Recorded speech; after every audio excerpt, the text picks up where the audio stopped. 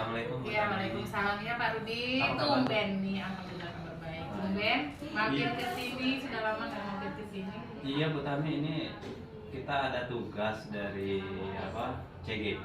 Iya. Ini kan sebagai kepala sekolah Bu Tami. Iya. Di SMP Negeri 9 Kota Bengkulu. Mm-mm.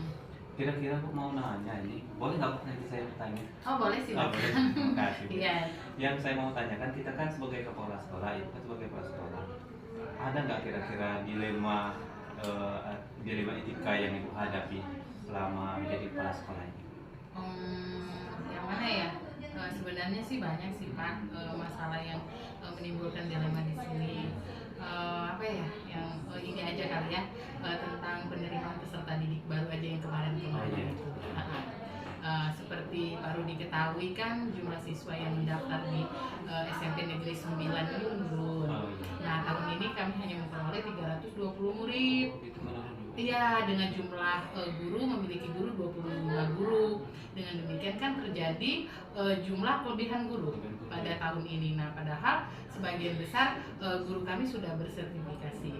Iya, iya. Jadi saya bingung kan saat itu antara akan memberhentikan guru yang belum bersertifikasi atau mempertahankan mereka. Padahal kan kondisi keuangan juga sedang tidak stabil jika murid yang diperoleh sedikit. Nah, seperti itu. Jadi itu ya Bu, dilema Ibu ya, masalah jam mengajar guru Bu ya, Mhm. karena di sekolah Ibu Mhm. siswanya menurun. Nah kira-kira Bu, yang dapat Ibu identifikasi kasus-kasus yang merupakan dilema etika atau bujukan moral itu gimana Bu? Kalau dilema etika yang diujukan moral ya, muncul ini yang mana dilema etika berupa bujukan moral. Biasanya sih saya lihat dulu kasusnya gitu loh Pak. Jika kasus ini berhubungan dengan ranah hukum berarti itu bujukan moral. Tetapi jika itu tidak berhubungan dengan apa namanya itu hukum, itu berarti berupa etika ya, etika moral. Apalagi dampaknya memang besar di satu sisi dan benar di sisi lainnya. Jadi sudah bisa dipastikan ada dilema etika di antara seperti kasusnya gitu Pak. Dan ada bujukan moral juga. Iya, ada Ya? bujukan moral juga. Iya, betul. Nah Bu, bagaimana Ibu menjalankan pengambilan keputusan di sekolah kita ini, di SMP 9 ini, terutama untuk kasus-kasus yang ada dua kepentingan di sana Bu ya, yang mengandung nilai kebajikan di sana. Mungkin ada benar lawan benar, kayak gitu ya. Seperti apa namanya Pak? Apa ya? Untuk pengambilan keputusan Untuk pengambilan keputusan kasus. sama yang mengkonfirmasi, mungkin saya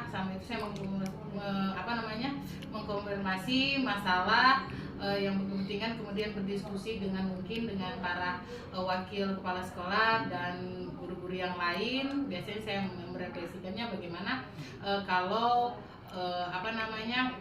kalau saya ada di posisi mereka, misalnya hal seperti ini apa yang inginkan atau saya ingin diperlakukan seperti apa. Iya, Nah, hampir semua rata-rata bersertifikasi. sertifikasi. Nah, untuk Iya. mengatasi hal semacam itu gimana? Ya, saya mengkonfirmasi ini, mungkin saya mengajak wakil-wakil kepala untuk biasanya saya merefleksikan kepada mereka bagaimana kalau saya ada di posisi mereka, hal seperti apa yang akan saya inginkan atau saya ingin lakukan, seperti apa, ada enggak hal-hal yang efektif dalam pengambilan keputusan pada kasus yang kami alami sekarang itu,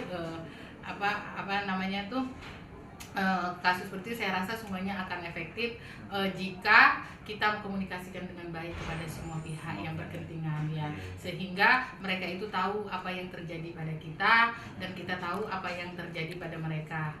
Sebelumnya mungkin Ibu tadi ya sampaikan Ibu komunikasikan dengan para wakil dulu ya. Iya, para wakil dulu. Iya. Nah sekarang langkah-langkah atau prosedur seperti apa yang bisa Ibu lakukan selama ini? Langkah-langkah prosedur ya, saya memberikan kepada mereka untuk mengurangi jam mereka yang untuk GTT itu. Jadi untuk mengurangi jam mereka, jadi dialihkan dulu ke yang sertifikasi. Oh gitu ya. Ya, terima kasih. Terus hal-hal apa saja selama ini yang Nggak apa-apa sambil tangan iya, oke, nggak apa-apa, Bu santai aja, nggak usah terlalu ya. serius. Terus Karena Ibu saya lihat mungkin sibuk sekali. Iya, Ibu saja iya. aku teleponan dulu ya. Ya ini Bu ya, Ah, lanjut Bu ya, hal-hal apa saja yang selama ini yang Ibu anggap efektif dalam pengambilan keputusan pada kasus-kasus dilema etika ini Bu? Yang Ibu anggap efektif dalam yang mungkin kalau yang dianggap efektif, maksudnya Pak, efektif seperti apa ya? misalnya pengambil keputusan ini yang Ibu anggap efektif, yang Ibu anggap baik dan tidak merugikan salah satu pihak kayak gitu. Paling seperti ini kan, biar tidak merugikan sebelah pihak. Saya yaitu yang saya bilang tadi, saya mengurangi jam yang untuk GTT jadi dialihkan untuk yang bersertifikasi. Sertifikasi, Ya iya. seperti itu. Iya, iya, iya. Ya.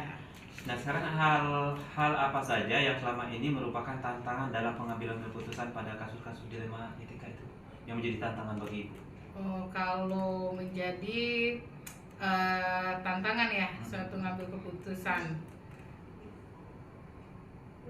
apa ya, keputusan kasus cuman tantangan dalam pengambil keputusan, yaitu jika tidak adanya keterbukaan misalnya dari semua pihak dalam menyelesaikan masalah ini. Mungkin dilema etika maksudnya saya menyelesaikan suatu masalah itu di tempat atau di sebuah jadwal, jadi saya menjadwalkan untuk menyelesaikan sebuah kasus dilema yang sedang terjadi ini Pak. Iya. Memiliki prosedur misalnya yang jelas, seperti kasus yang tadi memerlukan diskusi terlebih dahulu kan, dulu dengan para wakil kemudian mengkonsultasikannya. Seperti gitu. itu saya ambil untuk mencari solusi yang terbaik. Oke. Berarti Ibu, misalnya kan kita udah tahu Iya. masalahnya dari awal kan, karena mungkin sudah wanti-wanti Bu ya. Ah, Dari awal karena kita kurang murid gitu. Berarti Ibu setelah tahu itu Ibu langsung menjadwalkan untuk pertemuan kayak gitu. Iya, untuk pertemuan Pak. Jadi kita mau membicarakan kan bagaimana ini, kalau kita untuk mengeluarkan orang kan tidak mungkin. Iya, Karena betul. tadi dilema etika yang kita ini tadi miliki tadi itu Pak. Berarti Ibu mempunyai jadwal atau misalnya itu Ibu selesaikan di tempat atau gimana itu untuk penyelesaian masalah tersebut? Kalau untuk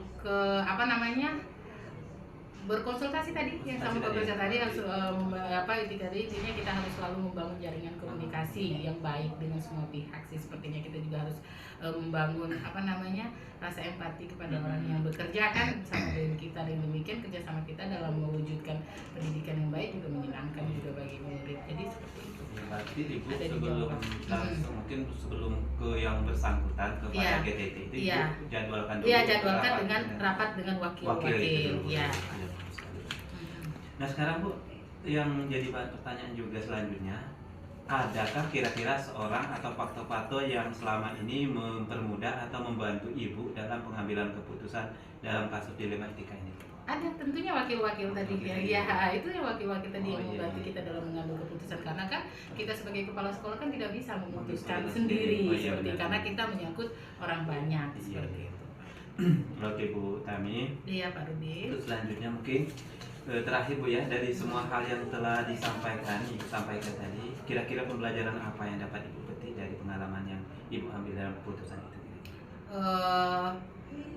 Pengalaman yang saya ambil dalam kasus ini adalah gimana caranya kita selalu membangun jaringan komunikasi kepada orang yang bekerja sama dengan kita, dengan demikian kerjasama kita dalam mewujudkan pendidikan yang baik dan menyenangkan bagi murid itu dapat terwujud ya, mungkin seperti itu ya Pak. Oke Bu Tami, Iya. terima kasih Bu Tami, jawabannya Iya. bagus sekali, mungkin yang membantu kami juga Bu. Mungkin Iya. saya sini kan sebagai CGP, Iya masih Pak. guru biasa Ibu. Iya.